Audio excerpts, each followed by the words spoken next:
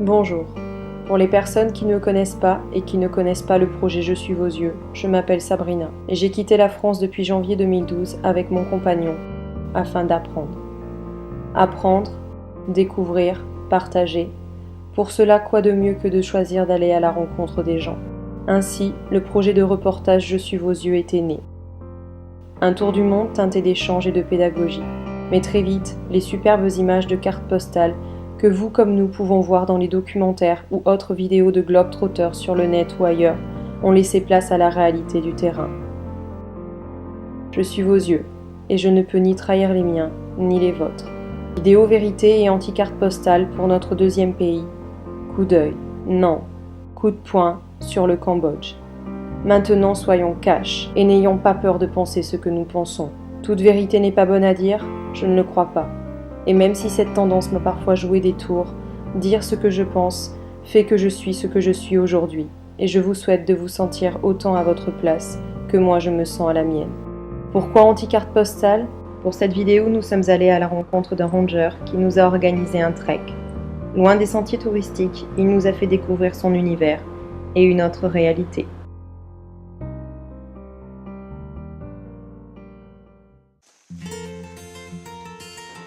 Ancien membre des unités d'élite françaises, Daniel Moravska possède l'expérience de la vie en milieu tropical. Je suis vos yeux l'a suivi pendant 3 jours dans la jungle cambodgienne.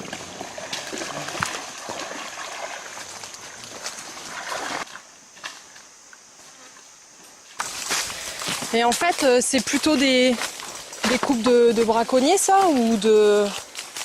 Il y a des cueilleurs, quand tu vois que ça va pas très loin, tu vois, ça s'arrête à la rivière ou un truc comme ça, tout ça c'est des cueilleurs. Ramasseurs de champignons, et tout ça, ces petits villageois, ça va, ils viennent chez nous, ils s'arrêtent, ils prennent la carte. Par contre, je te montrerai des autres pistes, là tu vas voir tout de suite que c'est du trafic et du braconnage. Tu vas voir, c'est des axes de trafic, quoi. Missionnés pour étudier, observer, soigner, réintégrer ou déplacer des espèces animales menacées ou en voie de disparition, il met également en œuvre des stratégies de lutte contre tout type de trafic illicite. Braconniers et contrebandiers effraient considérablement la faune. Il tente donc d'identifier également les modifications de comportement possibles des animaux, dues au stress de ces intrusions humaines incontrôlées dans leur habitat.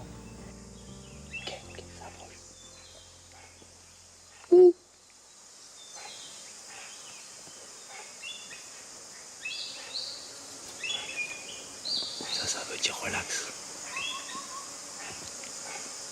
Attends, ils savent qu'on est là. Cette peur de l'homme fait que nous avons eu énormément de mal à obtenir des images de nombreuses espèces pourtant présentes tout autour de nous.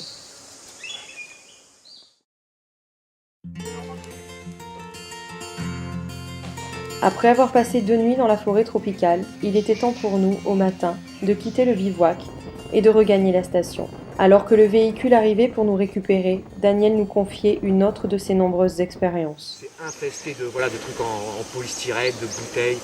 Moi, quand j'ai emmené le dernier trek que j'avais emmené des gens dans la zone des cardamome là-bas, avec les grands sacs poubelles noirs. Et pendant le trajet, on ramassait. Et pour faire 4 km, 3 sacs poubelles de 100 litres, de bouteilles plastiques et de trucs en polystyrène. Retour donc à la station, mais pour mieux repartir dans un autre secteur où nous aurons peut-être plus de chance pour observer des animaux.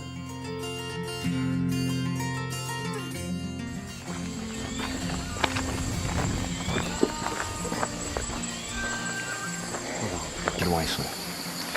Je vous les invisibles. On va vite aller de l'autre côté, on va essayer de voir et après on va... Ça, c'est quoi, là, cette bestiole ? Ça c'est un munjak. Un quoi ? Un munjak. C'est un petit cervidé. Il est comme ça, il est un peu roux, avec des petites cornes et une trace noire ici, en V. Je sais pas ce qu'il y a, c'est peut-être l'atmosphère qui fait qu'ils sont craintifs aujourd'hui. Il doit y avoir une... Tu vois, c'est pour ça que quand je suis dans la forêt, à chaque fois quand tu fais de l'observation, tu regardes l'heure, la température qu'il fait, quel climat, est-ce que c'est humide, est-ce qu'il fait chaud, est-ce que ça après une pluie. Et tu vois tout le temps les changements du comportement des animaux. Regarde dans l'arbre à gauche, regarde. Tu vois ? Yes. Regarde, il traverse encore. T'as vu ? Et il saute, et il traverse encore. Regarde, il va traverser sur la branche. Regarde, un beau mâle. Regarde, il s'est arrêté, tu vois ? Regarde, il y a un petit qui approche. Regarde, hop, il passe derrière lui.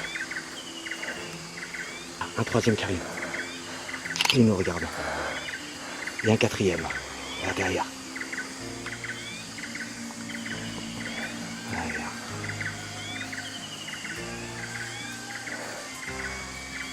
C'est bon. Tu les vois? C'est bon? Attends, regarde, ils sont encore là, tu les vois encore? Ouais. Un qui traverse en haut là-bas, tu vois? Tout petit. Ouais, tu l'as, t'es là. Ah, regarde.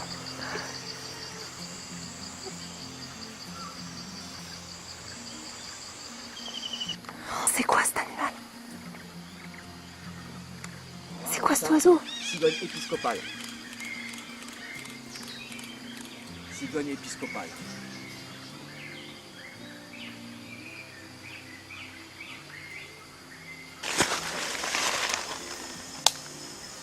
Putain, on dirait un truc à mi-chemin entre le lézard et le serpent, quoi. Ah, tu vois? Ça pince? Non. T'as vu comment il se met rapidement en confiance?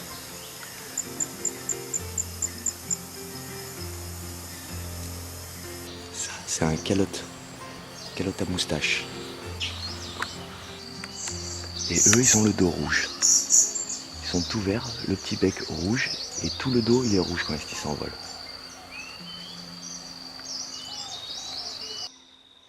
Pendant de nombreuses années, le savoir-faire de Daniel fut mis au service de plusieurs organisations internationales de protection et de réinsertion de la faune et de la flore, telles que Wild-Head Wildlife Alliance, Conservation International, ainsi que différents organismes vétérinaires, comme Yamumba.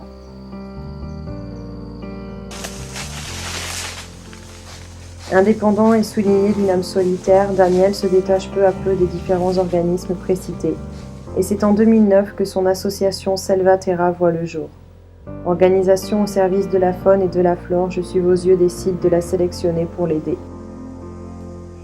De par son intégrité à ne pas entrer dans le système corrompu de l'État cambodgien, elle fait la différence à nos yeux. Le Cambodge. Pays où nous avons réussi, non sans mal, à filmer l'unité d'anticorruption qui siège à la capitale Phnom Penh et où on peut se poser la question de son efficacité. Car c'est toujours un pays où le dieu dollar gouverne tout. Ici, un braconnier fortuné ne restera jamais derrière les barreaux. Salvatierra s'est vu de nombreuses fois refuser ces sommes d'argent colossales pour ne pas se retrouver enlisé dans cette finance sale que peuvent connaître les ONG ou autres organisations classiques avides de pouvoir et de reconnaissance. Car ne vous méprenez pas, il y a toujours un envers du décor.